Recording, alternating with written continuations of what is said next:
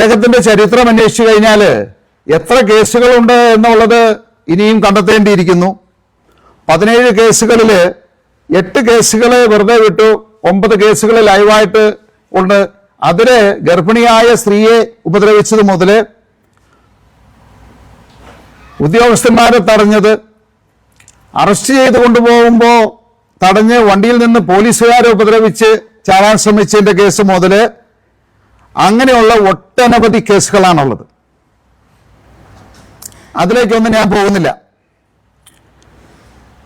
ഇതിനെതിരെ ഈ മരമുറി കേസുമായിട്ട് ബന്ധപ്പെട്ട് ചില ചാനലുകൾ ചില വാർത്തകൾ പ്രക്ഷേപണം ചെയ്തു കഴിഞ്ഞപ്പോൾ അദ്ദേഹത്തിന് മാനഹാനി ഉണ്ടായി പോലും.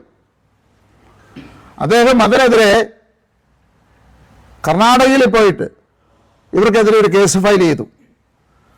അങ്ങനെ കോടതി ഇഞ്ചക്ഷൻ കൊടുത്തു, ഈ വാർത്തകളെല്ലാം നിർത്തിവെക്കണം, യൂട്യൂബിൽ നിന്നും എല്ലാത്തിൽ നിന്നും നീക്കം ചെയ്യണമെന്ന് പറഞ്ഞു. ഇവിടുത്തെ ചാനലുകാർ കോടതിയെ സമീപിച്ചു, സത്യാവസ്ഥ തെളിയിപ്പിച്ചു കഴിഞ്ഞപ്പോൾ അതേ കോടതി തന്നെ അത് വീണ്ടും റീഇൻസ്റ്റേറ്റ് ചെയ്യാൻ പറഞ്ഞു.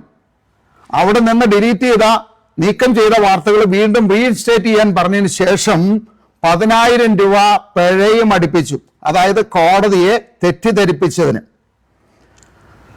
അപ്പോ അങ്ങനെയുള്ള ഒരാളാണ് ഇപ്പോ കിറ്റക്സിന്റെ പുറകെ, സാബു ജേക്കബിന്റെ പുറകെ നടന്ന് നിരവധി വസ്തുതാവിരുദ്ധമായ ആക്ഷേപങ്ങൾ ഉന്നയിക്കുന്നത്. അപ്പോൾ നമുക്ക് ഒരു ചാനൽ കയ്യിലുണ്ട്, അതുകൊണ്ട് അതിൻ്റെ മുന്നിൽ ഇരുന്നിട്ട്, ക്യാമറയ്ക്ക് മുന്നിലിരുന്ന് എന്തും ആരെയും പറ്റി പറയാം, അവരെ അധിക്ഷേപിക്കാം, അത് ഒരു വിഭാഗം ജനങ്ങൾ വിശ്വസിക്കുകയും ചെയ്യും. അപ്പൊ അത്രമാത്രം തെറ്റിദ്ധാരണാജനകമായ വസ്തുതകൾ സമൂഹത്തിൽ പറഞ്ഞതുകൊണ്ടാണ് ഞാൻ ഇങ്ങനെയൊരു മീറ്റിംഗ് ഇന്ന് വിളിച്ചത്. ഇതില് ഇദ്ദേഹം തന്നെ പറയുന്നുണ്ട് 5 ലക്ഷം രൂപ മേപ്പടി ഫോറസ്റ്റ് റേഞ്ച് ഓഫീസർക്ക് കൈക്കൂലിയായിട്ട് കൊടുത്തു എന്നുള്ളത്. അതുപോലെ തന്നെ അവരുടെ ഓഫീസിൽ 2 ലക്ഷം കൊടുത്തു എന്ന്, 10 ലക്ഷം സൗത്ത് വയനാട് DFO രഞ്ജിത് കുമാറിന് കൊടുത്തു എന്ന് പറയുന്നുണ്ട്. 3 ലക്ഷം അവരുടെ ഓഫീസിൽ കൊടുത്തു എന്ന് പറയുന്നുണ്ട്. 3 ലക്ഷം DFO ബാബുരാജിന് കൊടുത്തു എന്ന് പറയുന്നുണ്ട്. 2 ലക്ഷം DFO ധനീഷ് കുമാറിന് കൊടുത്തു എന്ന് പറയുന്നുണ്ട്. അപ്പോൾ ഇതുപോലെ ഉദ്യോഗസ്ഥന്മാർക്കെല്ലാം ലക്ഷങ്ങൾ കൊടുത്തു എന്ന് അദ്ദേഹം തന്നെയാണ് പറയുന്നത്.